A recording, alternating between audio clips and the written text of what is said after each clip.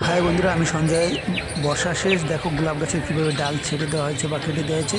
এখন শুরু হয়ে যাবে গোলাপ গাছের পরিচর্যা। জৈব সার বা রাসায়নিক সার দিয়ে এবং উপযুক্ত সেচ দেওয়ার ফলে দেখো গোলাপ গাছ কীভাবে আগা বা ডাল ছেড়েছে এবং কি সুন্দর এর গ্রোথ হয়েছে। এবার এর তবে এই গোলাপ গাছে ডিএপি সার ব্যবহার করলে গাছের গ্রোথ এবং গোলাপ ফুলের সাইজও খুব সুন্দর হয়।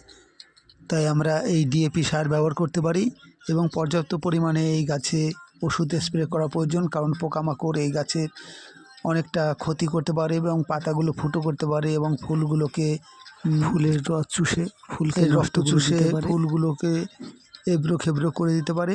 তাই আমরা প্রতিটা মুহূর্তে গোলাপ গাছে ওষুধ স্প্রে করতে পারি বা করলে ভালো হয়, তাতে প্রচুর পরিমাণে ফুল পাওয়া যায়। দেখো কীভাবে ফুল ফুটে আছে, সত্যি ভীষণ মন কাড়ার মতন। দেখো, এবং ফুলগুলোর সাইজও খুব সুন্দর হয়েছে। রং বেরঙের নানান রঙের লাল, হলুদ, গোলাপি, পিঙ্ক কালার নানান ধরনের গোলাপ ফুল কীভাবে ফুটে আছে দেখো। উপযুক্ত পরিচর্যার জন্য এই এত সুন্দর ফুল ফুটেছে এবং ভীষণ ভালো লাগছে বা সবার পছন্দর অবশ্যই এই ভিডিওটা হবে।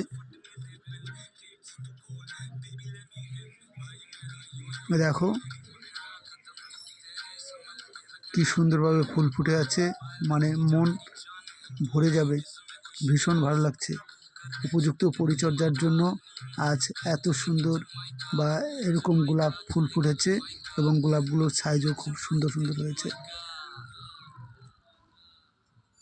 এবং নতুন করে কিভাবে আগা বেরোচ্ছে এবং প্রতিটা আগায় কিভাবে গোলাপের কড়ি এসেছে।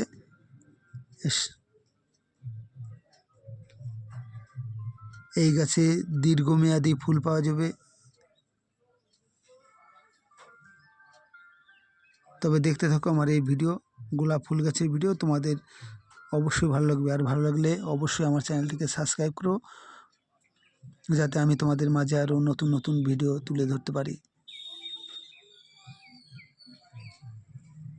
দেখো গোলাপ ফুলের সাইজ নানান কালারে, তোমাদের মন কেড়ে নেওয়ার মতন।